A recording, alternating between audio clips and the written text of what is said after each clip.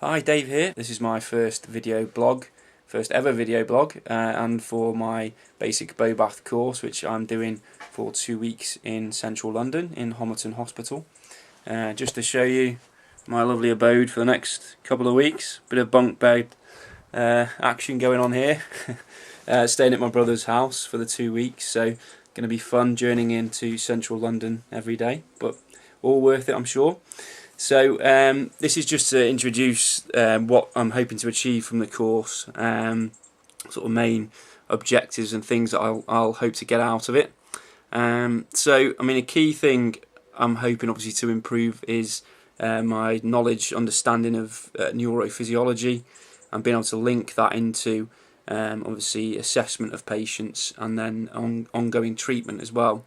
So just sort of knowing obviously what systems, what areas you're looking to influence day to day in your treatment sessions, and what actual systems and pathways are perhaps impacting on how a patient's actually presenting as well when you're first making your observations. Key thing obviously linking into that as well is looking at your handling skills and how I can improve on those to really influence patients in a positive manner, and make sure that obviously they're getting the most out of a treatment session. Obviously another key thing I'm hoping to improve is my analysis of movement, so perhaps finding the specific areas maybe to target when you're first looking at a patient. What are perhaps the key elements which are causing maybe say a malalignment when you're first observing them, and perhaps where the key areas are to first tackle in trying to improve those postures and helping the patient's quality of movement improve. And of course the other key thing I'm looking to get from the course is, there's going to be 19 other physios there who I'm sure will have great experience and have worked for many years in the field, so it's going to be a great opportunity to learn from them and get ideas about treatments, and just learn from their experience of treating obviously a vast patient base in the neurological field. So yeah, it's going to be a great couple of weeks, I'm sure. Very much looking forward to it. So I'll keep you posted on my key learning points over the 2 weeks, and I'll see you soon. Cheers.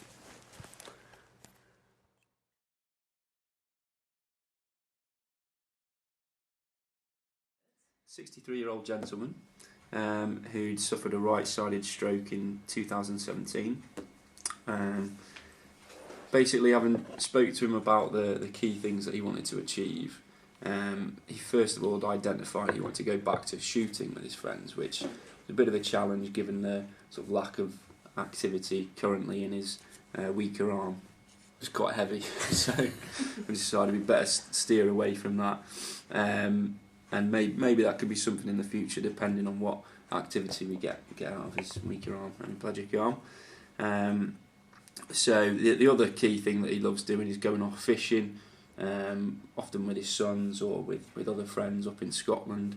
So we thought we'd look at casting, a particular type of casting which I'm not familiar with at all, called spey casting, but it's basically where he has to kind of draw the line, I think, directly behind him. So he doesn't have to have. He has obviously got to have a bit of control in his weaker arm to keep his hand positioning to the rod, but doesn't have to take it a million miles away from his body. So it seemed like quite a nice achievable task for him to focus on, and a bit of an unusual one. So we went for that. Took lots of photos analysing the way he did it. Yeah, we got some good photos initially. That's a nice one. This was the main sort of first ones of him. So looking at key things sort of centrally, the fixation down through his ipsilegional trunk being a problem. Can he actually get away from that fixing down and be a bit more dynamic? Quite a wide base of support, a pretty fixed whole ipsilegional side really. His right leg was very stiff and overactive, and we're getting sort of an associated reaction in his hemiplegic leg as well, whereas you can see his toes are sort of curling a little bit to the ground. We were having discussions about his ankle, weren't we? Because the range was quite limited at his ankle as well. Yeah, you can see he's not plantigrade there, is he? Sort of his tibia's back from his. It's a nice task because I guess as he goes there, then he has to come back again. So it's quite a weight transfer task, isn't it? Yeah, definitely. And at the moment, that was a tricky thing for him. You can see it in his walking. Weight transfer isn't the best. He's not very well controlled over his weak hip or knee. So this is task where, as you say, be working things that will, go into his walking as well. Triceps. Was he much different than sitting? Yeah, I mean, the certainly, you can have a better foot contact in sitting. You can take upper limb away from body a little bit easier. Triceps activity is difficult to really get hold of and initiate. So looking at how potential good things, so things that we'd seen, coming up to this treatment block. So he could generate some extensor activity at his hemiplegic hip when he was stable enough, basically. So in a nice stable postural set, or with stability at certain key points, and with sort of a lot of handling and prompting, perhaps into glutes and proximal hamstrings. He could generate postural extension through his ipsilesional trunk. The arm being a key thing, so his non-hemi arm being a big fixer and dominant sort of flexion issue. So if that was perhaps positioned somewhere orientated away from that internal rotation and downward pull, then that certainly helped him generate better extension through his ipsilesional trunk, which is obviously good. You can see him do that. Also improving the orientation of his hemiscapular as well. Seemed to have a knock-on effect of just helping extension a little bit through that hemiplegic side, and obviously probably linking his pelvis to his thorax, that better alignment. It's just nicer kinetic chain. Yeah. So your treatment, you spent time activating the ipsilesional trunk. Yes, yeah. So that he wasn't fixing as much, and you had a nice photo of his arm away, his right unaffected arm. Yeah. Oh, in that away, reach. So that you could then get into his hemiplegic scapula, didn't you? So kind of coordinating the two scapulas and their role together with less fixation on the right trunk. I guess that was quite a good position for that as well. Really nice photo. So there, he's got his both upper limbs nicely to a surface, so he can orientate, as you say, perhaps help improve the alignment of both his scapulas. And then it's with his hemi foot on a step, he's really got to work his extension through that ipsilesional side, which we've said has been a problem. So that was a really good position to get him into, and we did that again, didn't we, the other day, and we had both of us there. It was quite nice for. So you really organised this ipsilesional side. Yeah. And really got the best stability you can, so that you can really capitalise on that activity that you've identified in his left hip. And he's pretty good once you get him in a nice setup and stable position. He seems quite in tune and able to select some good movement through that hemiplegic leg. I guess when you come back to thinking about, if you take away the stability for his upper limbs, probably the main issue is still very centrally, isn't it? Like it's that if you take away support for the right arm of the stick or whatever, then that's really where probably still treatment needs to be. Control of his trunk. Focusing. And I think that fed into the questions about his associated reaction, didn't it? It's the associated reaction at the foot and the hand and arm. Very much linked to that postural control instability. It's a bit about like the stiffness in his, proximally, distally, so at the foot and the hand, and so with his poor proprioception or even range at the foot, so we can't even access those proprioceptors in the foot, so that's not feeding into any demand of central activity. Exactly. Mm. So he immediately deprives himself of all the sensory Yeah. proprioceptive information that would help his postural control because the associated reaction's pulling his foot off the floor. Yeah. So it's a massive And it's a Very real good. chicken and egg, isn't it? Different Because story. if he had that sensory input, his postural control might improve, Yeah. and that would change the associated reaction, and that would change the way the foot's being pulled off the floor. There's a real link there. He's quite flexed in that left hip as well, isn't he? Yeah, yeah. But that's it, It's like a hemiplegic hip. well, it's probably a weakness, isn't it? His hemi hip as well as Mm. combined with the sort of fixing An pattern active through hip his strategy. He's His quite side, back in yeah. that hip, isn't he? His knee's quite hyperextended, isn't it? And yeah. And I think that's one thing that you can see when he walks into the clinic now. The big difference is that even on his non-hemiplegic hip, he used to be so far back in flexion, didn't he? Mm. That Yeah. he didn't come over either foot. And now you can see that he really is coming forwards through his hips Yeah. enough to actually leave a leg behind, Mm. which is great. He's got quite a nice roll through his hemiplegic foot now. Yeah, foot's Which really I changed. think might have changed as well since he stopped using his splint. You know, like So, he had the Yeah. splint which sort of blocked his tibia moving Yeah. forward. Which certainly Yeah. seems to looks like he's let his hemiplegic legs a lot freer, which I is agree. good. Yeah, I agree. Really good. Not on a stiff leg. So then, how did it go? The reassessment of the fishing, casting. Yeah, obviously we couldn't go into a river and start fishing, but we used a walking stick for the final pictures. But still, it sort of obviously shows some similarities with the task. So I felt like we definitely got better extension through his ipsilesional trunk. Slightly narrower base of support, which is a good sign. He's obviously got more balance there. Still an element of hip strategy, still back into his right hip a little bit. But he just looked a lot more upright, I think, as well. That was a lot more posturally upright. And there he looks much better in the rotation, like his Yeah. trunk's rotated but his eyes and his head are still on the target. His head looks more like alert to the Yeah. task he's doing. And Yeah. looks There's a more real, focused on instead what of he's him doing. kind of losing his head as he turns. That's Yeah. a really nice picture. And you would have never have got that left hand going across the body, would you? Exactly, left hand travelling. I mean, if you compare that to that sort of kind of similar phase, like his head's going Yeah, he's Yeah. lost with it, his isn't head it? So there. that's quite nice that you It's can really have nice. to Because this really Yeah. shows that he's rotating round a midline point Mm. and his eyes and head are orientated towards the task. Yeah. which is what you need. Which is what he needs Well, for if you're success. throwing Yeah. the line that way, Yeah. you don't follow the line, do you? Yeah. He Whereas looks the other on, photo doesn't show. yeah, on that one, he looks like he's really fixing with his head, He doesn't does, yeah. His eyes are pointing down and he looks really fixed, but here his head's more up, his eyes are up. So There's a whole sense, and this slight lean back feeling, you do feel like he's preparing Yeah.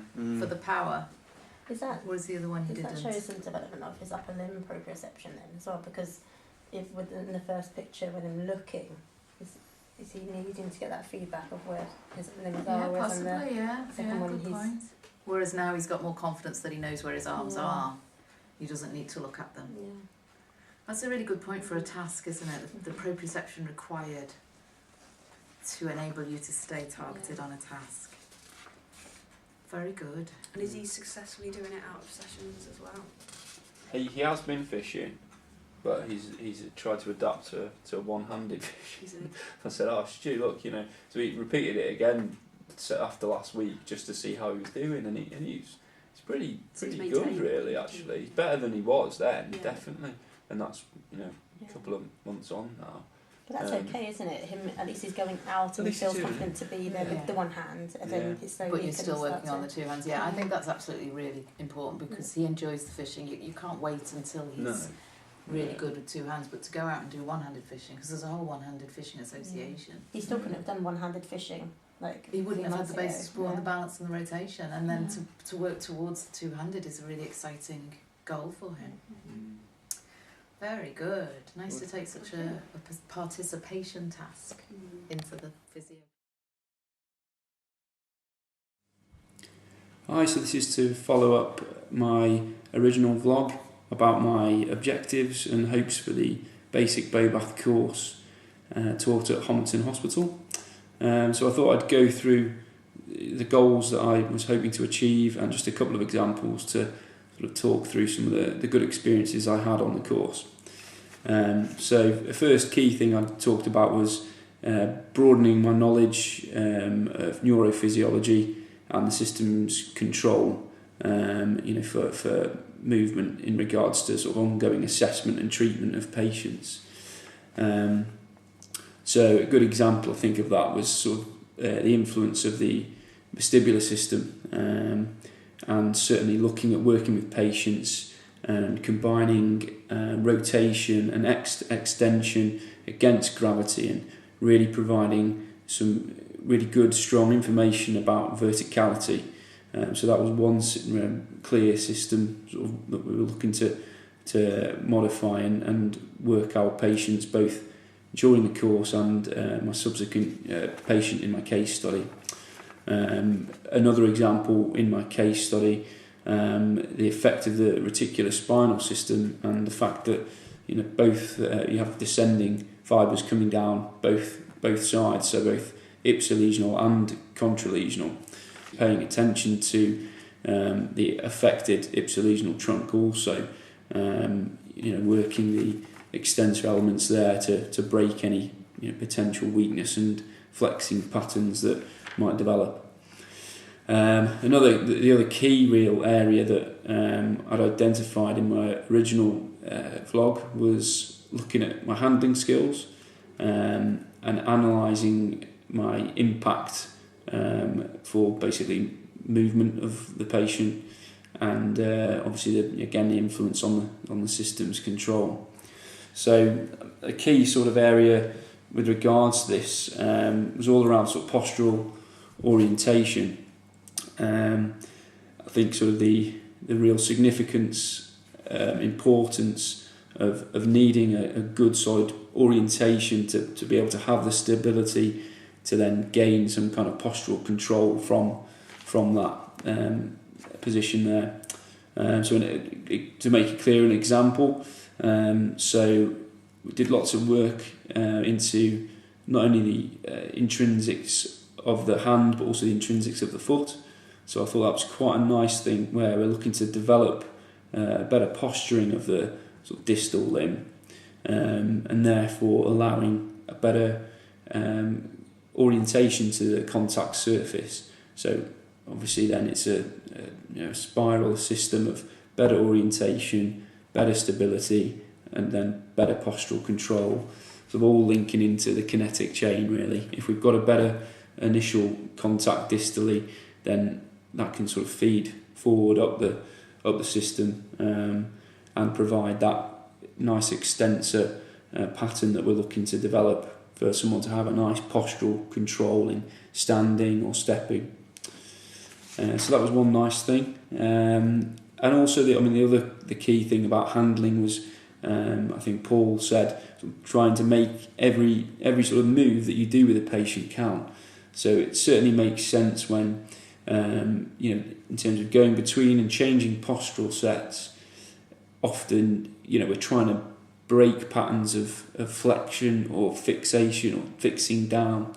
So certainly it's sort of opened my eyes and made me really conscious with patients of how I'm taking someone down into supine or side lying and then coming back up, making sure that it's not too much through a pattern of flexion, and actually trying to encourage that extension through stability of, distal contact to the floor, and allowing some extension to help actually guide yourself down or back up from different postures.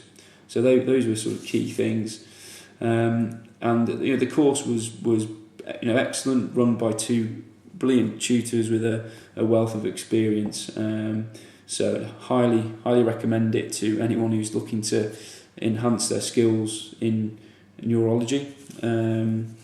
And obviously it was a great chance as well to work with sort of like-minded peers and get great feedback from them about your handling skills and discuss different sort of treatment ideas, obviously with them seeing different types of patients to yourself potentially.